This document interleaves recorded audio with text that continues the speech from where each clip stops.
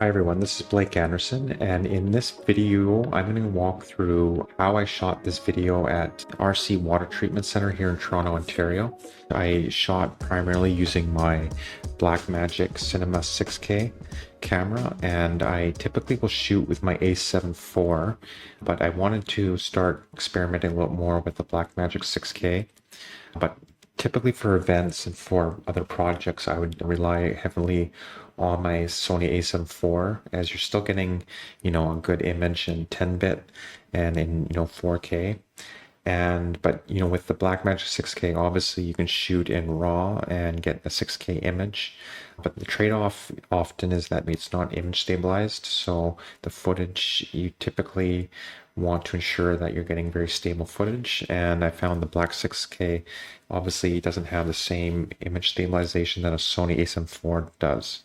But that being said, I still captured this shoot using the Blackmagic 6K in that I relied on just slowing down the footage a bit, which helped a little bit with the micro jitters that can often occur. And then I also, stabilized it. Typically, I can also use a stabilizer, and that's definitely an option. Just in this shoot, I didn't have my stabilizer with me, or my gimbal rather. But I decided to just, within my own, using my own hands, and in post, I slowed down the footage. I also stabilized the footage the best I could in Final Cut Pro, which sometimes doesn't always work if the image is too close and the subject's too close and the background, there's not a lot of differentiation in the image, then image stabilization tends to not work as well. So I shot on the Blackmagic 6K, and with the Blackmagic 6K, as I mentioned, you can shoot in 6144 by 300 by 3456. So that allows you to shoot vertically, and then you're capturing the most of the image and using most of the sensor to capture the highest quality video that you can. And if you're shooting for Instagram, which typically for this project I was, you can ensure that you're getting the entire image and you're not cropping in post. So by shooting in a vertical dimension in 6K, then I exported that in DaVinci Resolve, and I then exported as a 6K file. But then in Final Cut, I put it in a 4K timeline, and that allowed me to work with the image a bit more. You can zoom in a little bit more if you want, but within this project, I kept it at the full 6K, but within the 4K timeline. And so that's just my workflow, and I think it turned out well in the sense that there's a high dynamic range in the image, ensured sharpness, and yeah, I found that it was great for this project. And I just want to briefly mention some tips for using the Blackmagic 6K. One aspect that I really like about the camera is the menu system, in that I find very intuitive and something that you can easily get a handle of. And I'll link in the description a video where I took a training for the camera and went through all the different menu and different functions. I highly recommend that video. But what the Blackmagic 6K allows you to do is you can set presets within the menu system. You click the presets, and then it gives you the options of having many different presets.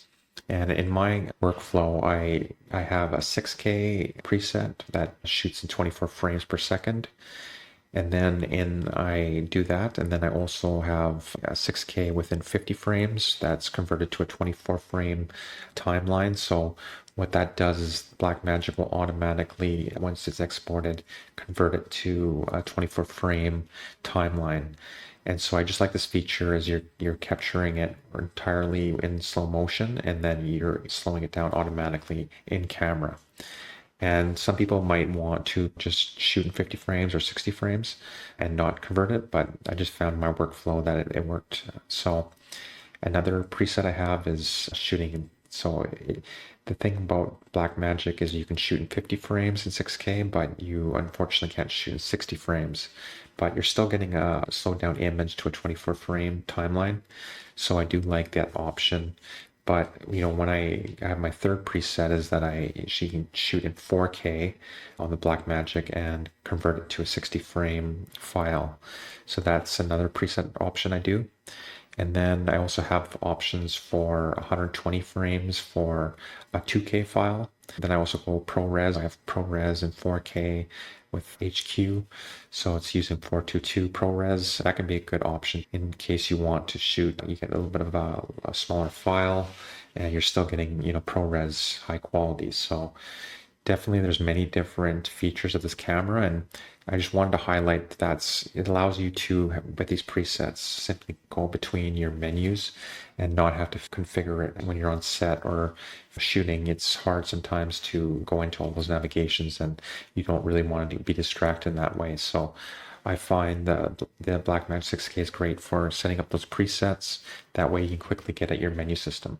So in this video, I just talked about Blackmagic 6K and how I used it on for this model shoot I did here in Toronto. One thing to think about is it was getting dark and I had to up the ISO. I was shooting in the beginning at 50 frames, as I mentioned, but then I slowly had to open it up to 24 frames. That way I'm getting more light into the sensor. And then I upped the ISO a bit as it started getting darker. Shooting in 24 frames at a 16,000, sorry. Typically I'm shooting at 800 as that's the base. In this video I covered how to use your Blackmagic 6K for model shoots and how to think about it for Instagram and ways to use it in your own projects. Thank you for watching this video, and if you do like this video, please like and subscribe.